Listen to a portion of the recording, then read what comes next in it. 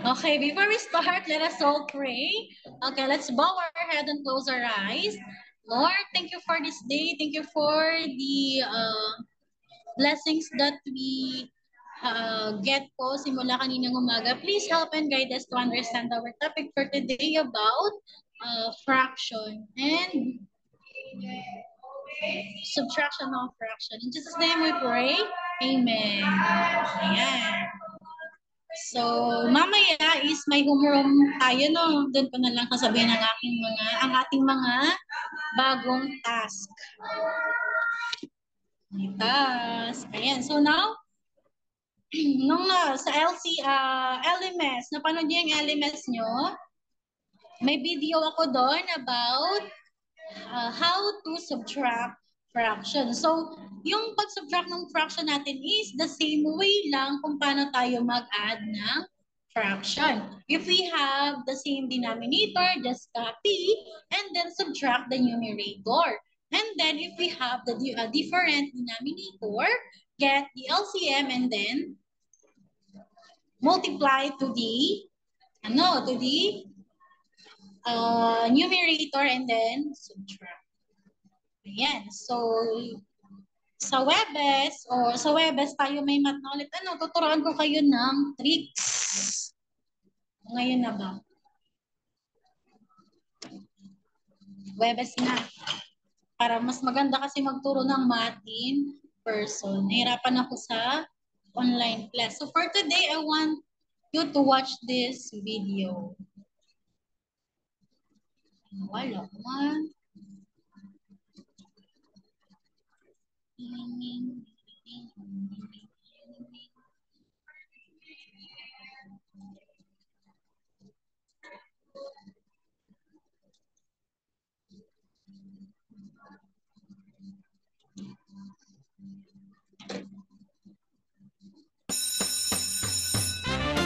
Hopscotch!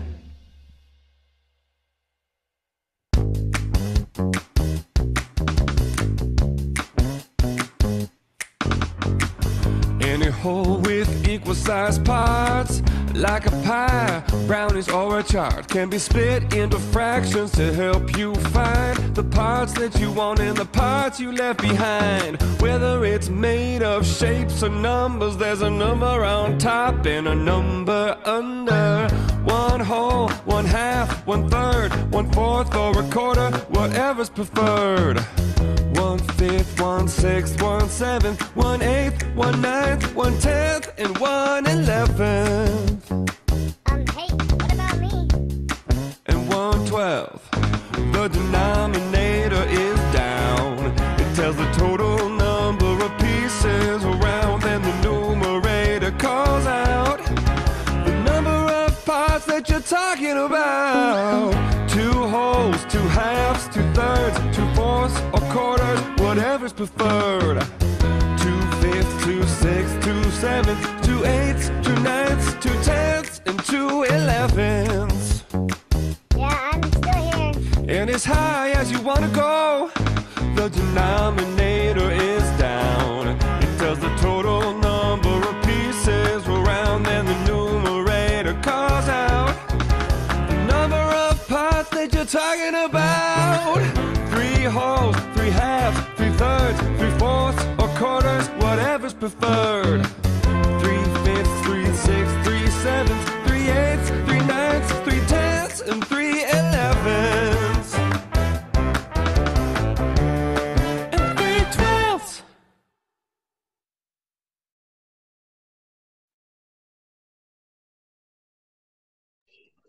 Okay, that's it. The song is all about the fractions. What are the 2 parts of fraction again?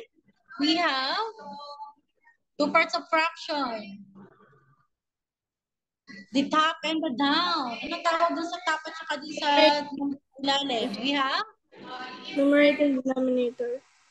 numerator and denominator. Yung denominator, it tells the total of the object, and then yung sa numerator naman is yung how many yung natira or yung natira na parts. Okay, naintindihan?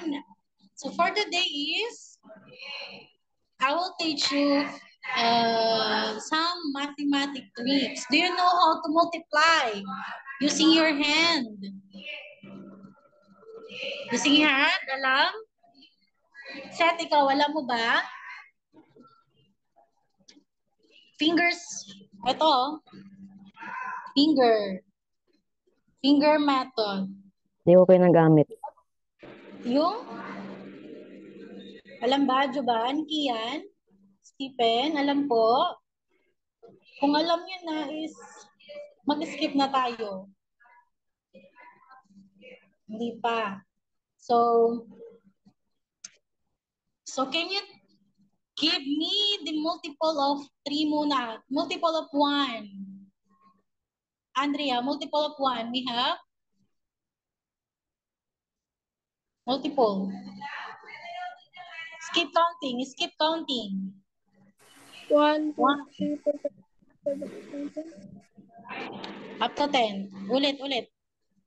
1 times 1 is 1. 2 times 2. Yung ano na lang. 1, 2, 3. Ganun na lang. 1, 2, 3, 4, 5, 6, 7, 8, 9, 10. 10. How about 2? Stephen, skip counting. 2.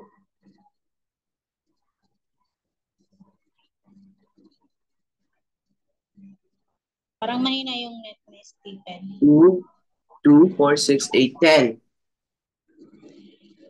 10. What is next?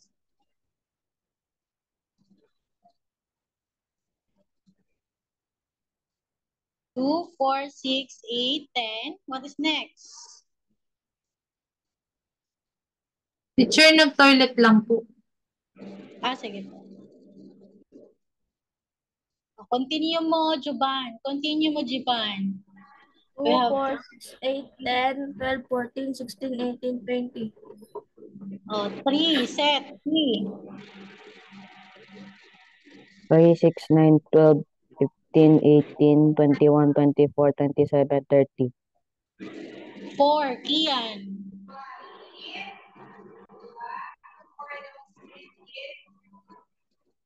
Kian. Okay yung mic, Kian?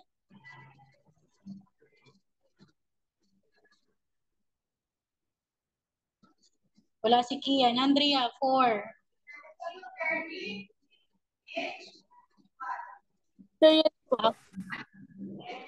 Okay na, meron na si Kian. How about 5? Juban, 5. 5, 10, 15, 20, 25, 30, 35, 40, 45, 50. Ayan. So, the rest, yung 6 to 10 is pwede natin siyang i-multiply using our hand, fingers. How many fingers do we have? We have 10, okay? So, we're going to set lang. I-set lang natin yung ating pinky. Itong pinky as 6, 7, 8, 9, 10. 6, 7, 8, 9, and 10. Char. Ano to? This is? It represent? Andrea, it represent? 9. How about this? It represent? Juban. It represent 8. And then this one is? Juban. 7 and then 6. Ayan, let's try. Let's have 7 times 8. Okay? Anong ang finger na nag-represent ng 7 here? We have this one. 7. And then 8. Ipag-align. Ayan, pinag-align natin. How many fingers we have here? Sa baba. Under sa align, we have 5. 1, 2, 3, 4, 5. And then we're going to count this as, ito nga sa baba. Ganito. Yung 8, ito yung 8, and then 7. 7 times 8. Ayan. Ito na mo nga mali, Juban. Ano, Juban? Yan. Ito. Itong middle finger. Ayan. 7 times 8. Ayan. And then, patingin ako, Andrea. Patingin. Yan. Set, patingin. Patingin, set. Ganito, ganito. Kian, patingin. Pa-open ang cam. Patingin, hindi ko makita. Ganito, ganito. Ilayo mo set sa'yo. Ilayo mo. Ayan. Ayan. So, after this, we're going to count. Ito, ika-count natin siya. Itong 5, ika-count natin as 10. 10, 20, 30, 40, 50. Ilan tayo? Ilang meron natin dito? Diba? 10, 20, 30, 40, 50. 50. And then, yung nasa taas, meron tayong 1, 2, 3. Ayan. And then, 1, 2. Ipag-multiply natin. 3 times 2 is? 6. 6. At ilan yung nasa baba natin kanina? 50. 50. Ipag-add natin. 56. Ang sagot ay? 56. Ipag-add natin. Ang sagot ay 56. Nagigit nyo? Itong nasa baba, 10s. And then yung nasa taas, ipag-multiply. Nagigets po. Let's have 8 times 8.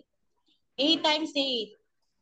Kapag sa ulo nyo yung skip counting, madaling sagutin. Ito'y tinuturo ko lang baka para dun sa mga hindi masyadong sa ulo ang multiplication table. Okay, 8 times 8. Again, the 8 here. And then 8 here. Okay, we're going to count. Simula dito sa naka-align na fingers as tens. Ilan ang meron tayo, Joban? Huh? Count. Ilan ang meron tayo dito? We have 6, di ba? Count. 10. 10, 20, 30 po. Count. 10, 20. Go. Ito Tama. po, tatlo. Tama po. 10, 20, 10, 20, 10, 20, 30, 40, 50, 70. 70? 7 ba yung, ito pa yung tapat mo to, Ayan o. O, diba? 8. 8 times 8 tayo eh. 8 times 8.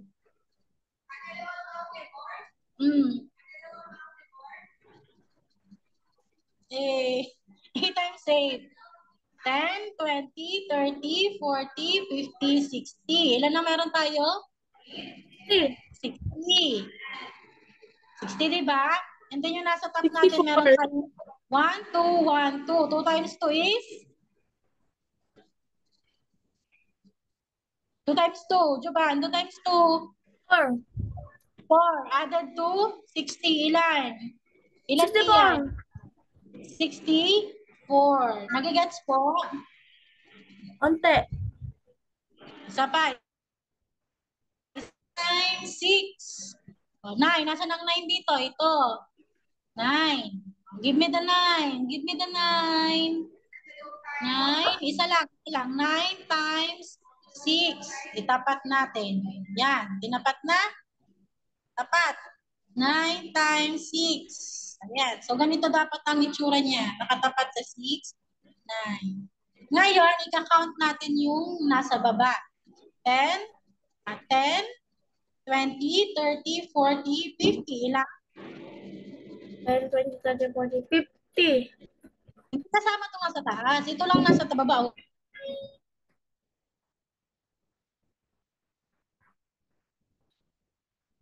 Yan. Ilan? Ilan, Andrea? Ilan, Andrea? Ilan to? 50 po. 50. And then, add sa taas. Nasa taas. Ipag-multiply natin. 1, 2, 3, 4 times 1. 4. Plus 50. 54. Nagigets po? Joba, nagigets mo na? Di pa rin?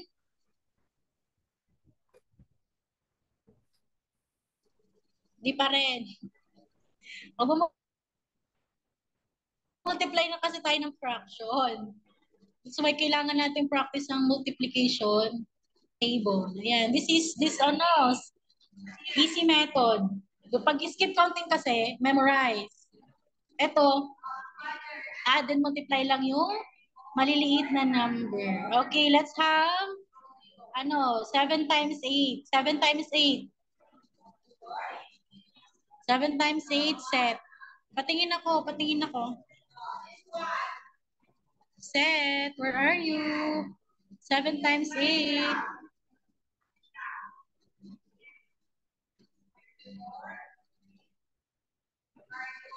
Seven times 8. Nasaan na? Nasaan ang iba? Open your cam.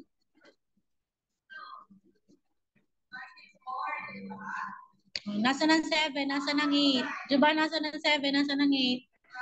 Baligtad. Nasaan ang 8 dyan? 8, 8. Diba 6, 6, 7, 8, 9, 10. Nasaan ang 8? Ito yung 8, oh. Ito yung 8. Ito. Nasaan ang 7 dito? Yung pangalawa. Ayan, ipagtapat. Ilan yan? Patingin ako, Juban, patingin. Patingin, ayan, oh. 7 and then 8. Ipagtapat. Bilangin natin by 10s. 10, 10, 20, 30, 40, 50. Ilan? 50. And then multiply yung nasa taas. We have 1, 2, 1, 2, 3. And then 2 times 3 is? Set 2 times 3. 6. 6. Added dun sa 50, ilan? 56. O 7 times 8 is equal to? 56. 56. Okay, Juban. Now, 9 times 7. 9 times 7. Show me. Show me 9 times 7. Nasaan ang 9? Nasaan ang 9? 9 and then 7. Ilan? Tapos? Tama. Tapos yung nasa baba, bilangin. Yung nasa baba, yung nasa baba. 1, 2, 1, 2, 3, 4. Ilan? 9 times 7. Diba ganito yan? Bilangin mo yung simula dito sa naka-align yung isang line. Pababa, ang bilang niya 10. Ilan? 10, 20. Ay, 10, Ilan? 20, 40. 40 ba yan? Tingnan mo. 7 times 9. Tingnan mo. Patingin na kamay. Ayan. Bilangin mo yung nasa baba. Simula dito sa nakaganito. Nakaline. Yan. 10, Ilan? 20, 30, 40, 50, 60. 60. Ilan? Ilan? 60. Ha? 60. 60. Ngayon, yung nasa taas, ilan? 60. 1, 2, 3, 4. 64. Ay, 64. Ipagtatak. 1, 2, 3. 1, 2, 3. And then 1. 3 times 1 is? 3. Add dun sa 60 lang. 63. Oh, 9 times 7 is? 63. Oh, next, Kian. Kian. Open your cam, Kian. Oh, 9 times 8. 9 times 8. Show me, Kian. Teacher, wala po. Wala. This one. Wala. Wala. Teacher, walang big. Naririnig mo ako, Stephen? Naririnig po? Naririnig po. Naririnig. Oh, Andrea, 8 times 9, Andrea, show me, 8 times 9.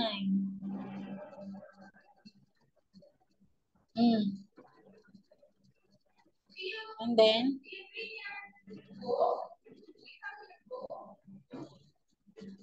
72.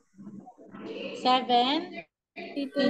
How about Stephen? 7 times 7, Stephen. Kapag sa ulo ang multiplication table, easy na yun. Stephen, 7 times 7?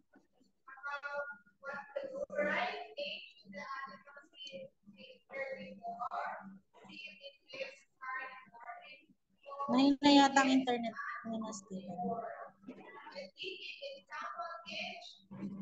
Set. 7 times 7 set. Nasaan na?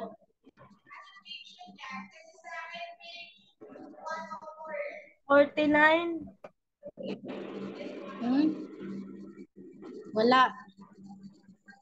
Set. No, not a paper. Get that. Stephen, 7 times 7 po.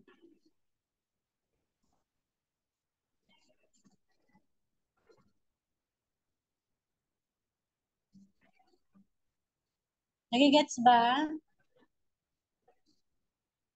Ulitin natin to bukas ulit. Ayan. So, yung process na yan is finger method sa multiplication. Ayan. Magsiset lang tayo ng ayos muna dito sa ano. Magsiset tayo ng number sa ating pinky which is 6, 7, 8, 9, and 10. Ayan. Tindihan? So, sa ano ba tayo? May writing tayo bukas. Sa Thursday is multiplication na tayo ng fraction. So, ang assignment nyo lang ngayon sa math natin is you're going to continue your activity. Yung last na pinasagutan ko sa inyo. Tapos na ako doon. Tapos na? Ako po. Ginawa ko lang kagabi.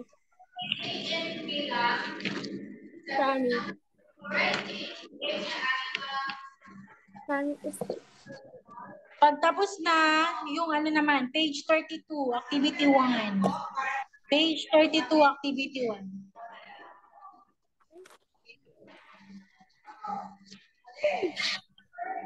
Oh, shoot. Sir, paano po pag ganito? Same with addition. Same lang siya. Same lang sa addition. Kung ano yung process natin sa addition, same lang siya. Ano ba yung process natin sa addition? Forgot. Hindi. Meron ka na. May whole number. Subtract lang yung whole number, tapos kunin yung LCM pag magkaiba. Okay. Diba? Meron kayong notes no? May notes kayo na. Okay. Okay, page 32. Page 31 and 32 yun na. And then, dali ng math worksheet bukas. Okay po? Sige po. See you again later sa homeroom natin. Pag-aralan nyo yun ha. Kasi magpapasok na tayo sa multiplication. That's all. Bye-bye.